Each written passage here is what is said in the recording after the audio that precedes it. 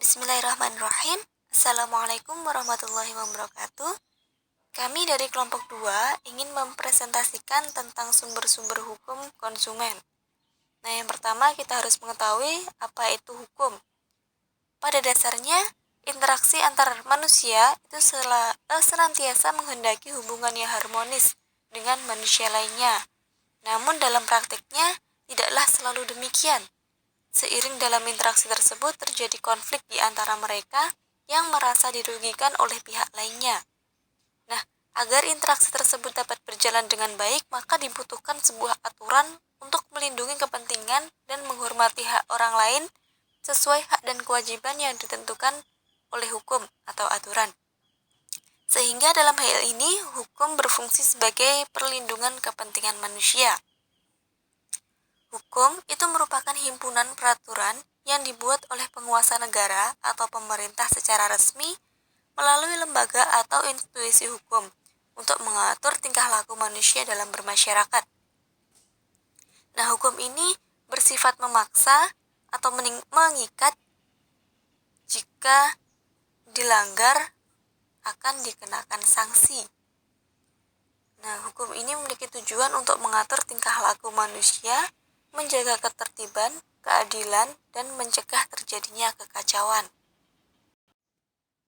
Selanjutnya, saya Rizky Arifatus Saadah akan menjelaskan mengenai pengertian hukum perlindungan konsumen. Nasution berpendapat bahwa hukum konsumen yang memuat asas-asas atau kaidah-kaidah bersifat mengatur dan juga mengandung sifat yang melindungi kepentingan konsumen. Adapun hukum konsumen diartikan sebagai keseluruhan asas-asas dan kaidah-kaidah hukum yang mengatur hubungan dan masalah antara berbagai pihak satu sama lain yang berkaitan dengan barang atau jasa konsumen di dalam pergaulan hidup. Yang selanjutnya yaitu ketentuan umum pasal 1 dalam undang-undang ini yang dimaksud dengan yang pertama, perlindungan konsumen adalah segala upaya yang menjamin adanya kepastian hukum untuk memberi perlindungan kepada konsumen. Yang kedua, konsumen adalah setiap orang pemakai barang dan jasa yang tersedia dalam masyarakat, baik bagi kepentingan diri sendiri, keluarga, orang lain maupun makhluk hidup lain dan tidak untuk diperdagangkan. Yang ketiga yaitu pelaku usaha adalah setiap orang, perseorangan atau badan usaha, baik yang berbentuk badan hukum maupun bukan badan hukum yang didirikan dan berkedudukan atau melakukan kegiatan dalam wilayah hukum negara Republik Indonesia, baik sendiri maupun bersama-sama melalui perjanjian penyelenggaraan kegiatan usaha dalam berbagai bidang ekonomi.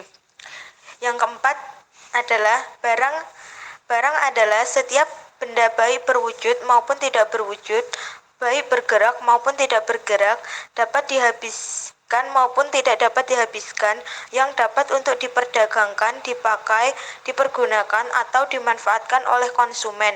Yang kelima adalah jasa adalah setiap layanan yang berbentuk pekerjaan atau prestasi yang disediakan bagi masyarakat untuk dimanfaatkan oleh konsumen. Yang selanjutnya dapat dilihat pada makalah. Asas dan tujuan, asas manfaat, keadilan, dan keseimbangan. Pasal 2 sampai 3 keamanan keselamatan konsumen.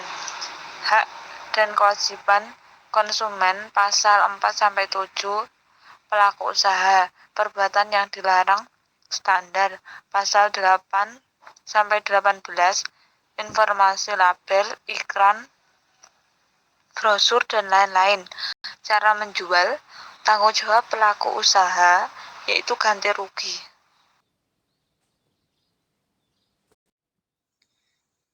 Pembinaan dan pengawasan, pembudayaan atau social enforcement.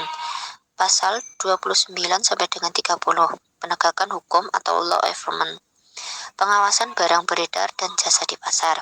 Kelembagaan, pasal 31 sampai dengan 58, PPKN pasal 31 sampai dengan 43, LPKSM pasal 44, BPSH pasal 49 sampai dengan 58, penyelesaian sengketa pasal 45 sampai dengan 48, penyidikan pasal 59, sanksi pasal 60 sampai dengan 63, ketentuan peralihan pasal 64, ketentuan penutup pasal 65. Selanjutnya yaitu D. Hukum perlindungan konsumen dalam hukum perdata. Hukum perlindungan konsumen dalam hukum perdata yakni dalam pengertian hukum perdata dalam artian luas, hukum perdata yang terdapat dalam kitab Undang-Undang Hukum Perdata atau KUH Perdata, kitab terdapat Undang-Undang Hukum Dagang atau KUH Dagang, serta peraturan perundang-undangan nasional yang tergolong dalam hukum privat. KUH Perdata walaupun tidak secara khusus menyebutkan istilah konsumen, tetapi ketentuan-ketentuan dalam KUH Perdata juga mengatur masalah hubungan antara pelaku usaha.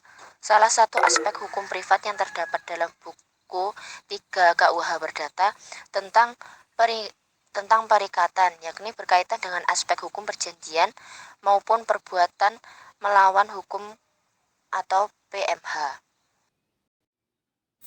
Selanjutnya yaitu hukum perlindungan konsumen dalam hukum publik.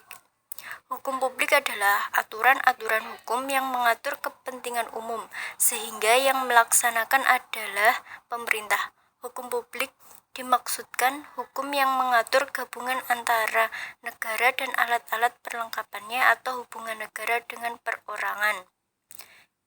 Di antara hukum publik tersebut terdapat pula hukum administrasi negara, hukum pidana, hukum perdata internasional, hukum acara perdata, serta hukum acara pidana yang paling banyak pengaruhnya dalam pembentukan hukum konsumen.